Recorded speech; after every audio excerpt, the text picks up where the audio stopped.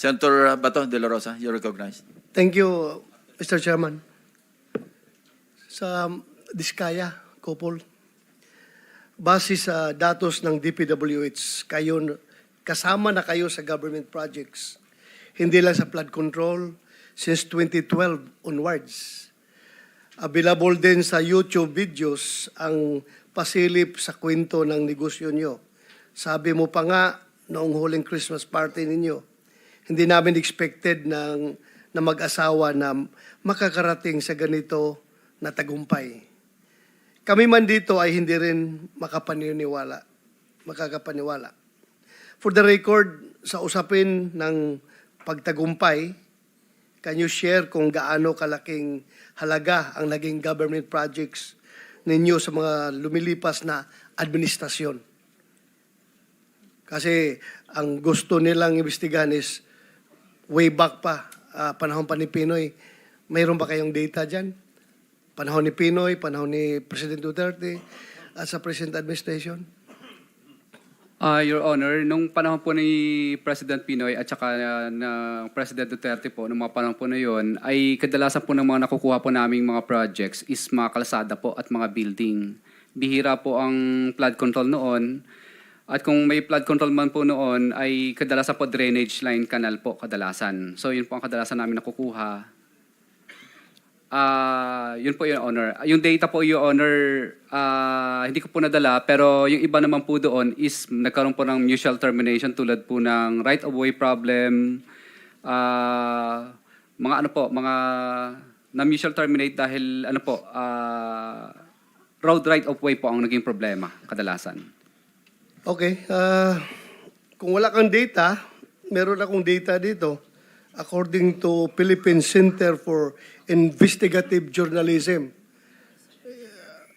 you may confirm this or deny this, but according to the records available na nakalap ng PCIJ, panahon ni late President Noynoy Aquino, nakakuha daw kayo ng 10.7 billion government projects. Hindi sinasabi dito kung flood control or what, basta government projects. Panahon ni former President Rodrigo Duterte, you were able to secure 12.3 billion. And for the first 3 years of President Marcos, hindi pa tapos ito, first 3 years pa lang, nakakuha kayo ng 31 billion na worth of government projects. Can you confirm this? Your Honor, masyado pong mataas yung sinabi ng PCIJ, pero sa data po namin, nabawasan po yun kasi po may iba po doon na hindi po natuloy dahil sa road right-of-way problem po, yung iba. So, pero naglalaro along these figures? Medyo, More or less? medyo malapit po doon. Opo. Medyo malapit? Pero hindi po ganyang kataas. Opo. Thank you. Sa kasalukuyang administrasyon, 31 bilyong halaga, this according to PCIJ, sabi nyo, pwedeng kulang, pwedeng 31 bilyong halaga ng kontrata na ang nakuha ng inyong kumpanya. Mas malaki pa ito kaysa budget para sa housing and community amenities. Ano ang inyong sekreto? Bakit korporasyon ng pamilya ninyo ang laging nakakauna at nakakakuha ng project sa DPWH?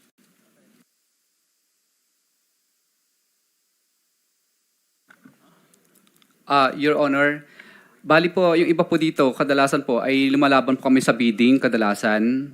At yung iba po dito, Your Honor, ay pinapadyaryo po kasi namin, kaya minsan takot sila.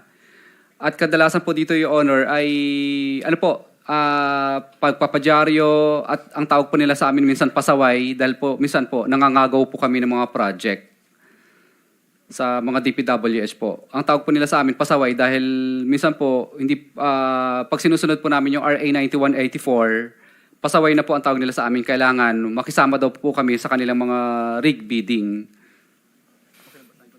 Thank you. Just 10 years ago, or on August 2015, St. Gerard Construction was issued a suspension order by the DPWH dahil sa spurious tax clearance. Ayon na din sa BIR. May nagkaso na ba sa inyo sa pagpasa ninyo ng peking tax clearance? Malinaw na falsification of public documents ito. May nakasuhan na ba kayo? Your Honor, nanalo po kami sa TRO po yun, sa TRO po, panahon po yun ni Secretary Babe Singson po. Nanalo po kami doon at napatunayan po namin na totoo po ang tax clearance po namin. When you say nanalo, may court decision talaga? Yes po, Your Honor. Nanalo kayo sa kaso? Opo, parang na-approve po yung temporary restraining order po namin dahil napakita po namin yung totoo po naming tax clearance na totoo po. Bali, na-lift po yung blacklisting noon within 6 months po. Okay. 3 buwan matapos kayong masuspinde or on November 12, 2015, biglang lumitaw ang bagong kumpanya ninyo, St. Gerard Construction, General Contractor and Development Corporation. Parihong kayo pa rin ang may-ari. Hindi ba malinaw na ginawa ninyo ito para iwasan ang suspension at para makabalik agad sa bidding? Your Honor, hindi po. Dahil unang-una po, hindi naman po kami nagpalit ng license number, yun pa rin naman po. Kaya po kami nag-corporation dahil single proprietorship po siya dati noon, si St. Gerard. Nagpalit lang po kami bilang para maging corporation po siya. Kung mapapansin niyo po, yung pangalang St. Gerard po, St. Gerard pa rin po ang pangalan niya. Nadagdagan lang po sa dulo ng General Contractor and Development Corporation.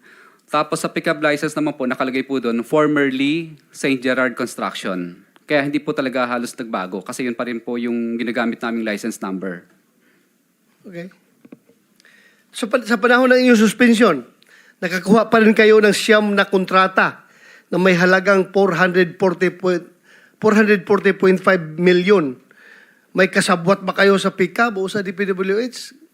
Why on earth were you able to secure a contract despite the fact that your company is suspended?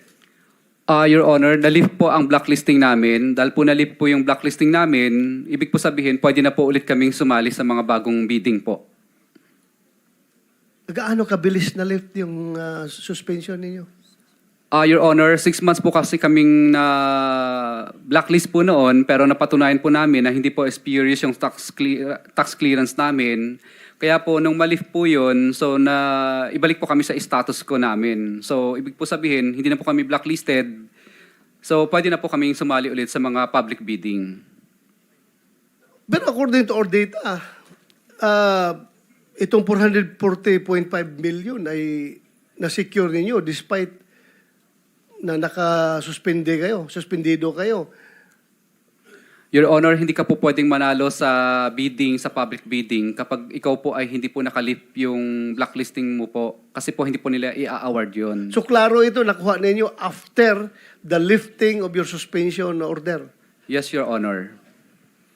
Thank you.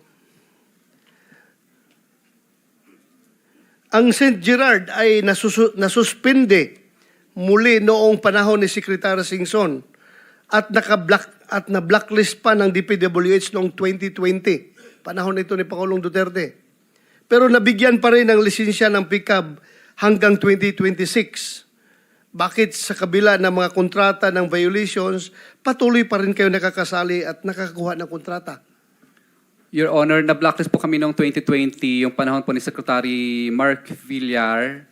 Bali, ano po yun, Your Honor, yung negative slippage po yun ng company namin.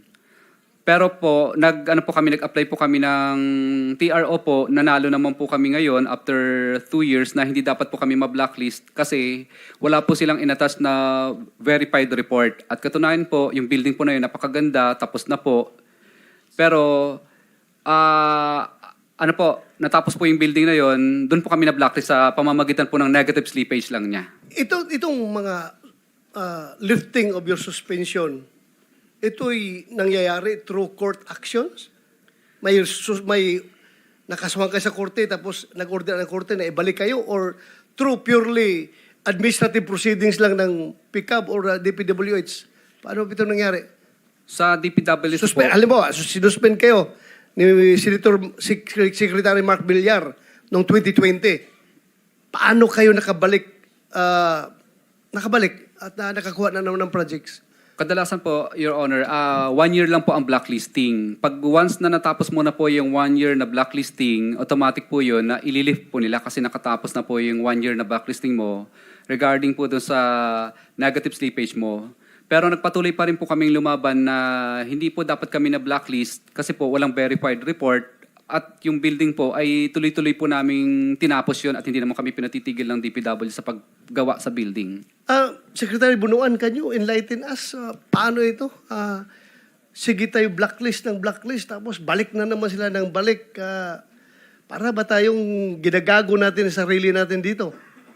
Na nagba-blacklist na nga yan dahil hindi maganda yung performance, tapos nakakabalik na naman uli. Kaya tingnan nyo, ganito. I am asking you, I'm not Yes. pointing fingers at you. Yes, Your Gusto Honor. namin ito malaman because this is in aid of legislation, ang investigasyon na ito. Hanapan namin ang paraan kung paano maiwasan itong mga ganitong pangyayari. Kahit na blacklist na, nakakabalik pa rin. Anong administrative proceedings na ginagawa nyo dito? Well, Your Honor, blacklisting is a process that is under Republic Act 9184, if I am not mistaken. And the blacklisting process, if you blacklist a contractor, he is blacklisted for 1 year. After 1 year lang po yung pendency of the blacklist, Your Honor, according to the law. Now, after the 1 year, then tapos na ho yung blacklisting na, he can go back to... Automatic nakakabalik sila Yes, after Your 1 year na blacklisting. yes, Your Honor. So what if the cause of their blacklisting was not satisfied? Halimbawa, talagang below standard, substandard talagang ginawa nila. After 1 year, kahit na wala silang ginawa, by operation of law, nalilift yung kanilang blacklisting. So kayo sa DPWH, okay lang kayo na, okay, kumuha na naman kayo ng kontrata dahil according to the law, well, sundin natin ang batas, di ba? Yes, Pero it is incumbent on your part, Yes, being Your the implementer of this, all these government projects na, uy, tika muna, kahit na nalip na sa batas yan, hindi natin pwedeng bigyan uli yan dahil record o, nakailang suspension na yan. Ang daming project yung ginawa dito na hindi satisfactory yung resulta. Huwag na nating awardan yan. Blacklisted na nga yan eh. Porque nalip na yun, bigay na naman tayo uli sa kanila.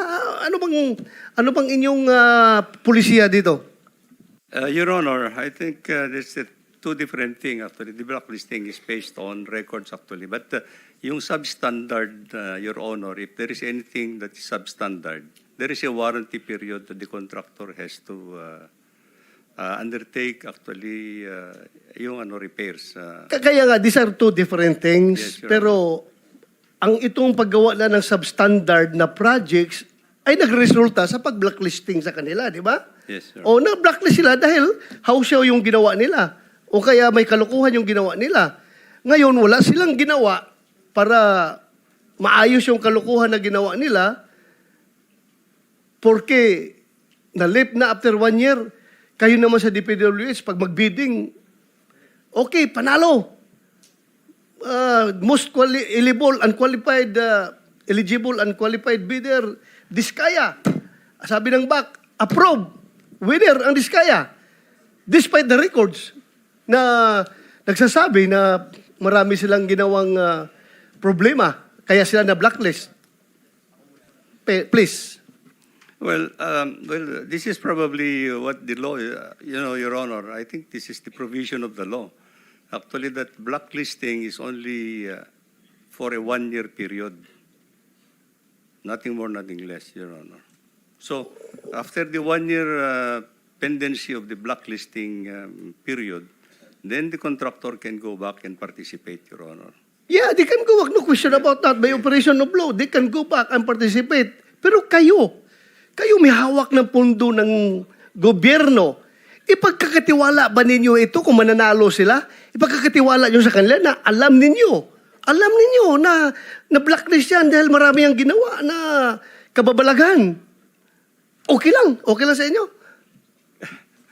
Well, this is actually the predicament of the procedure, Your Honor, because I think we cannot prevent actually a qualified contractor to bid.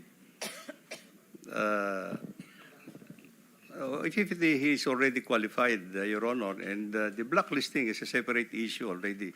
Mr. After he has, President, Mr. Chairman, With the permission of Senator just De La an Rosa. interjection, please refresh my my mind and my memory. When you say it is the provision of law, what law? 4566 or Under Republic Act 9184, I think, Your Honor. 8184? Yes, Your Honor. Anong sabi? Procurement law. Yusek Toledo. Yes, Mr. Chair, as to the blacklisting, under the new law of the new procurement law natin, which is 12009, there's already a section there, Section 101, that state imposition of blacklisting with perpetual disqualification.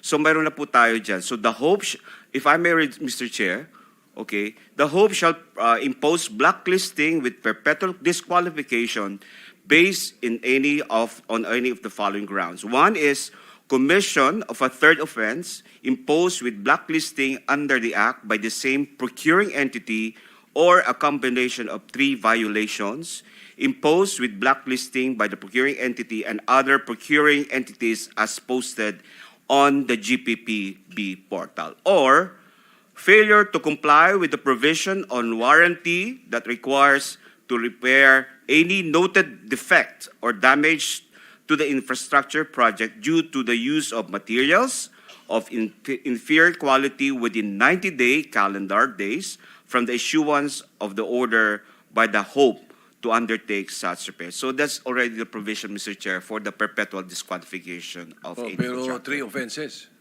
Yes, that's the provision, Mr. Chair, right now. Siguro that would be something for the committee to study. No? Pag-aralan natin kung pwede nating amendahan yan. 3 offenses, parang masyadong marami na yun. Go ahead, Mr. Chairman, Senator De La Rosa. Thank you, Mr. Chair. So, pagkakaalam nyo, nakadalawa pa lang kayo? Strike 2 pa lang kayo? Na blacklisting? Yes po, Your Honor. Isa sa panahon ni Pinoy, isa sa panahon ni PRRD. Dalawa lang. Yes po, Your Honor. Sigurado ka? Yes po, Your Honor. Lahat ng kumpanya nyo? You have ilang kumpanya nyo? Bali, nag-divest na po kami sa iba, pero may loan po, may pinaloan po kami sa mga kamag-anak namin doon sa mga company na yon. So, bali po, wala pong blacklisting yung ibang company po. So far, ilang suspension lang natanggap nyo? St. Gerard only po. St. Gerard Dalawa lang? po. Dalawa? Yes po, Your Honor. So I agree with the Senate President na siguro, Mr. Chair, baguhin natin yung provision ng batas na yan na i-adjust natin dahil pabalik-balik lang ito eh. Pabalik-balik tayo. So far, Mr. Chair, yan lang muna ako at